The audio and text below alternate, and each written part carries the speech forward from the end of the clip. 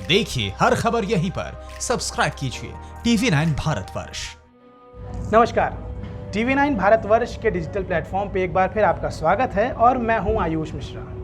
Border film तो आपको याद होगी। जी हाँ, ये वही फिल्म है जो 1971 की भारत और पाकिस्तान के जंग पर बनी है। पाकिस्तान अपने नापाक इरादों के साथ 2000 सैनिकों को लेकर लोंगेवाला चौकी पहुंच गया था। उसके सैनिकों के साथ था T-59 टैंक। ये टैंक पाकिस्तान को अमेरिका ने एक तरीके से खैरात में दिया था। इसकी ताकत का सामना करने के लिए लोंगेवाला चौकी पर तैनात थे 120 भारतीय जवान। पाकिस्तानी सैनिक लोंगेवाला में नाश्ता और डिनर जैसलमेर में खाने के सपने देख रहे थे। पंजाब रेजिमेंट के जाबाजों ने उनका ये सपना ही रहने दिया। पाकिस्तान के जनरल नियाजी ने भी ये सपने में नहीं सोचा था कि 120 भारतीय जाबाज उसके 2000 सैनिकों को घुटने पर ला देंगे। चलिए आपको बताते हैं।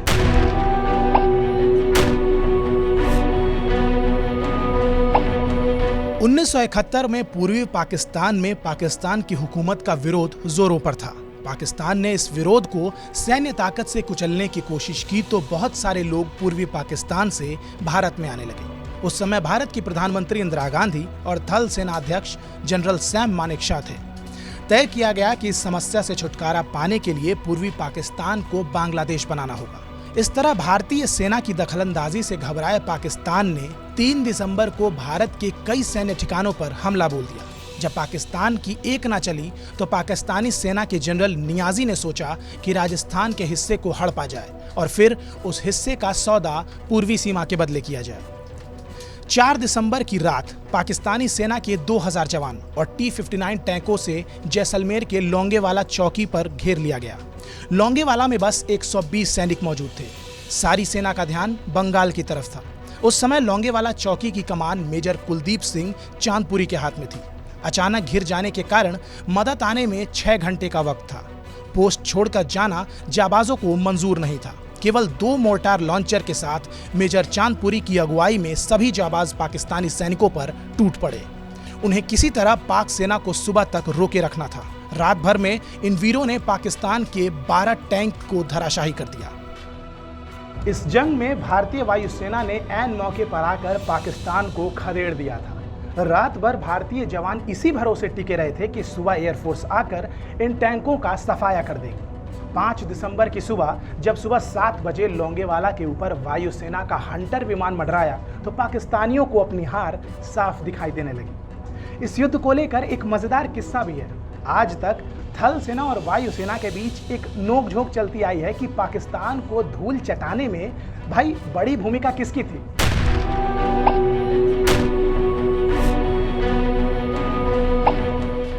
भारतीय वायुसेना के विमानों पर 50 साल पहले नाइट विजन नहीं थे, इसलिए रात को वायुसेना मूव नहीं कर सकती थी।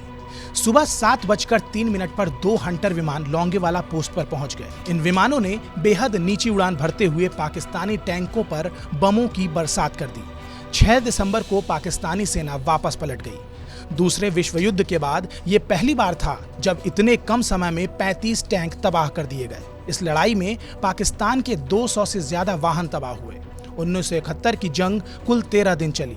16 दिसंबर शाम 4:30 बजे पाकिस्तान ने समर्पण के दस्तावेजों पर साइन कर दिया। इसी जंग से बांग्लादेश पाकिस्तान से अलग हुआ। 16 दिसंबर को सेना आज भी शौर्य दिवस के तौर पर मनाती है। इस युद्ध के लिए मेजर कुलदीप चांदपुरी को महावीर चक्र सम्मान से नवाजा गया। वह ब्रिगेडियर बनकर सेना से रिटायर हुए।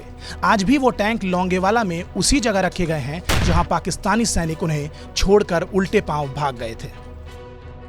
पाकिस्तान जैसी ही गलतफहमी चीन भी भारत के लिए पाले हुए है। चीन खुद को दुनिया की तीसरी महाशक्ति बताता है। दरअसल दक्षिणी चीन सागर में दादागिरी करता है और सैन्य ताकत के दम पर छोटे छोटे देशों पर दबाव बनाता है। धमकाने से घात लगाकर हमला करके वो भारत को भी डराना चाहता है। लेकिन चीन को इस बात का भी अंदाजा है कि वो भारत से पार नहीं पा सकता।